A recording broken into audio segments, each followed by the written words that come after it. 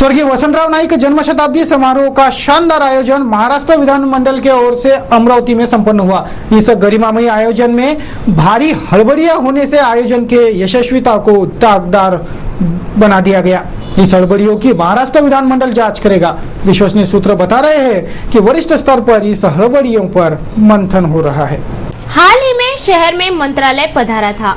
स्वर्गीय वसंतराव नाईक जन्म शताब्दी वर्ष समारोह का आयोजन महाराष्ट्र विधानमंडल की ओर से किया गया था। सारी पूर्व कल्पनाएं समूचे महकमे को पहले से ही थी।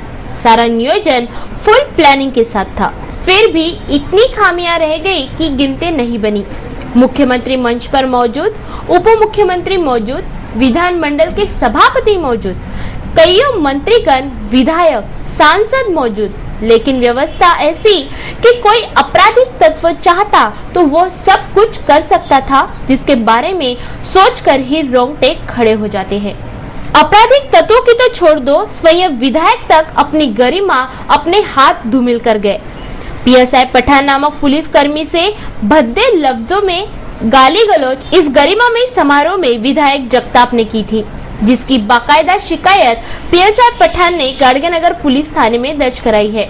इसी सभागृह के आयोजन की खामियां आयोजकों को भी खटकी, क्योंकि भरे सभागृह में चप्पल दिखाना, नारेबाजी करना, मुख्यमंत्री का काफिला रोकने की कोशिश करना आदि सभी हड़बड़ियों के दोषी को सबक सिखाया जाएगा। तभी आगामी आयोजन विवाद मुक्त होगा, वरना हड़बड़ी ही आयोजन की पहचान बन जाएगी। यही सोचकर इन हड़बड़ियों पर वरिष्ठ स्तर पर मंथन हो रहा है।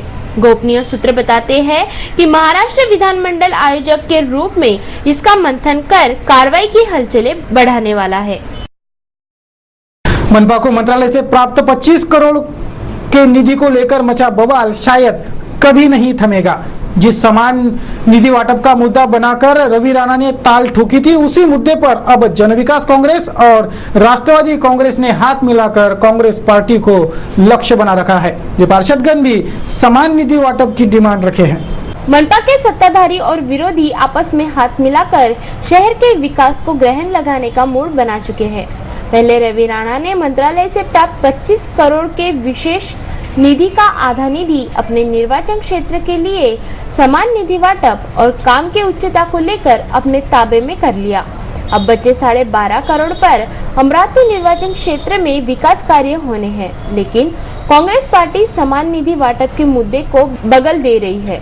यह आरोप सत्ताधारी कांग्रेस पार्टी की सहयोगी पार्टी राष्ट्रवादी कांग्रेस और विरोधी पार्टी जन विकास कांग्रेस के पार्षदों ने किया है। एक पत्रवार्ता में राष्ट्रवादी और जन विकास के पार्षदों ने कांग्रेस के इस भूमिका पर संदेह जताया।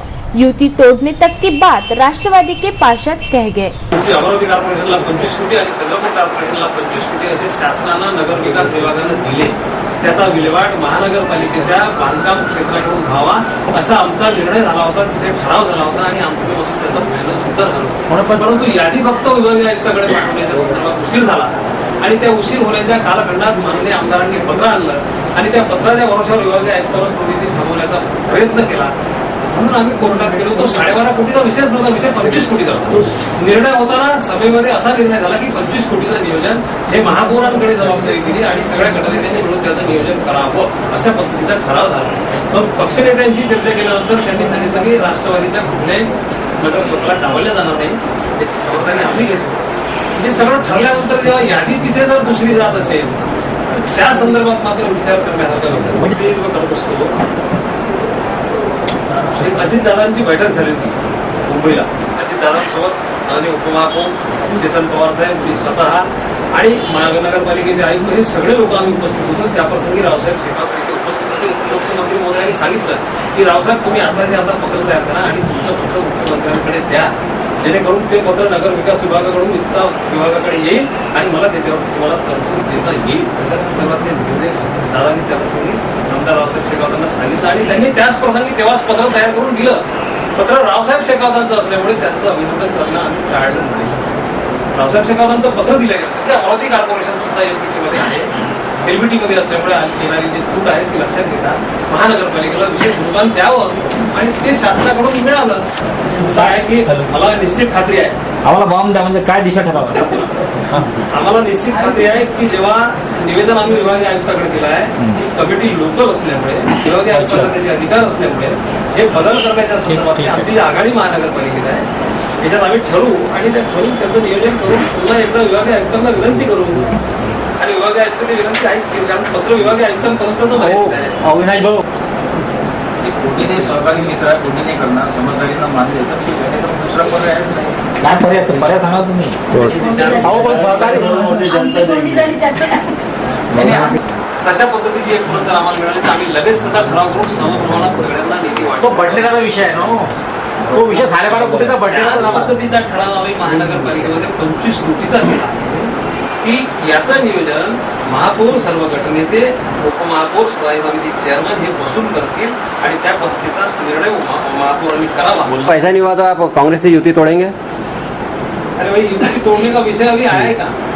विषय असा आहे की याला दिशा कशा पद्धतीनं द्यायची हे ठरवण्यासाठी आम्ही निश्चितपणे कार्यक्रम हा कुठेतरी आपण आपला गट एकात आहे. राष्ट्रवादी काँग्रेस आणि काँग्रेसची सत्ता या महानगरपालिकेमध्ये आहे. आपण सत्तेत आहोत. काँग्रेस म्हणजे महानगरपालिकेमध्ये सत्तेत सगळेच लोक असतात. सगळ्यांना समप्रमाणात विकास झाला पाहिजे असं सगळ्यांना वाटत असते. परंतु सत्ता जेव्हा आपली आहे निर्णय जेव्हा आपल्या होतीचे आपण सगळे करून घेतो तेव्हा प्रत्येक गोष्टीचा विचार करून निर्णय करताना विश्वासात घेतलं पाहिजे आणि विश्वासात घेऊन त्याला न्याय दिला गेला पाहिजे असं नियोजन झालं तर बरं होते. आणि त्याच पद्धतीचा निर्णय करण्याच्या संदर्भात आमची चर्चा झाली आहे. हे का झालं अशा पद्धतीचा निर्णय घेऊन राष्ट्रवादीच्या नगरसेवकांना का डावललं हाच प्रश्न आहे ना. हाच विषय जनविकासला का डावललं हे लक्षात येऊ शकते पण राष्ट्रवादीच्या नगरसेवकांना डावललं म्हणजे विरोधी पक्षाला दिलं. काँग्रेस काय करणार आहे काँग्रेसला विचारावं लागेल. विरोधकांना सोबत घेतलं त्यांनी याच्यात त्यांच्या डोळ्यात हे काँग्रेसला विचारावं लागेल. काय सुचवलं तिथं तुम्हाला काँग्रेसला विचारावं लागेल. कसं आहे कळही करा ना या संदर्भात आमचं मत प्रदर्शित करणं हे काही तुम्ही म्हटलं बहुतेक मोदी शासनावर येणारच होता पण दिला ना त्यांना आपण तशी परत दिली ना. दिली. ही परत तुम्ही काय स्पष्टपणे दिली? वाचल्यानंतर तुमच्या लक्षात येईल. काय लिहिलं महाराष्ट्रामध्ये स्थानिक कर लागू झाल्यामुळे आलेली तूट लक्षात आणता शासन स्तरावर एक निर्णय करण्यात आला की पुनर्नियोजन करून 275 विशेष निधी म्हणून अनुदानाच्या स्वरूपात मूलभूत सुविधांसाठी द्यावे असा निर्णय शासन स्तरावर करण्यात आल्यानंतर मी गटनेता म्हणून बोलतो की राष्ट्रवादी काँग्रेस पक्षाचे जे नगरसेवक मतदारसंघाच्या क्षेत्रात येतात त्यांना निधी देण्याच्या संदर्भात कारवाई काँग्रेसनं करायला पाहिजे होती आणि ती करावी.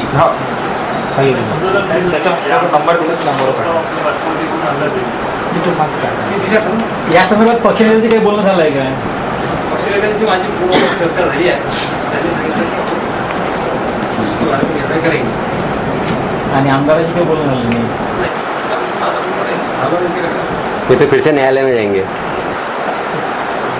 न्यायालयात या विषयावर जाण्याची गरज वाटत नाही आणि जावं लागणार नाही कारण शेवटी विश्वास आहे होऊन जाईल. मूलभूत विषय आहे आणि आम्ही तो निश्चित ठिकाणी काढू असा विश्वास आम्हाला आहे. अमरावती महानगरपालिकेमध्ये जे LBTची तूट भरून काढण्यासाठी शासनाने 25 करोड रुपये दिले होते त्यापैकी 12.5 करोड म्हणजे बडनेरा विधानसभाच्या आमदारांनी अडथळा आणून ते कोर्टात गेलं आहे. त्याचप्रमाणे आता जे अमरावती विधानसभा क्षेत्रातील 12.5 करोड रुपये होते त्याचा निधी जो हा निधी खरा म्हणजे तो शहरातील मूलभूत सुविधा सोडण्यासाठी नागरिकांच्या मूलभूत सुविधा पूर्ण करण्यासाठी नगरसेवकांसाठी आला आहे. पण हा असं आढळलं की नगरसेवकांना यामध्ये काही विचारात न घेता राष्ट्रवादीच्या नगरसेवकांना विचारात न घेता अमरावतीच्या आमदारांनी आपले स्वतःची कामं त्यामध्ये टाकली आहे आणि नगरसेवकांना पूर्णपणे डावललं आहे. माझं असं म्हणणं होतं की अमरावती महानगरपालिकेमध्ये काँग्रेस राष्ट्रवादीची युती आहे. रावसाहेब शेकात आमचे नेते आहेत. त्यांनी आम्हाला सोबत आम्हाला विचारून आमच्या प्रभागात जर कामं काही टाकत असेल तर आम्हाला विचारणं आवश्यक होतं. आता माझ्या प्रभागात त्यांनी एक काम टाकलं आहे बालाजी प्लॉट बगीचा सौंदर्यीकरण. जिथे बगीचा नाही त्या बगीच्यासाठी सौंदर्यीकरणाचे 15 लाख रुपये दिले आहे.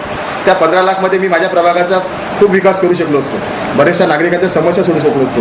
तर असं न होता त्यांनी आपल्या मनाप्रमाणे निधी वाटला आहे आणि राष्ट्रवादीच्या कोणत्याच नगरसेवकांना विश्वासात घेतलं नाही. याबाबत आज पत्रकार परिषद होती. बाकी कोणाचा सर्वांचा विचार काय असेल पण माझा विचार तर मी याबद्दल पूर्णपणे आक्रमक होण्याचा आहे आणि येणारा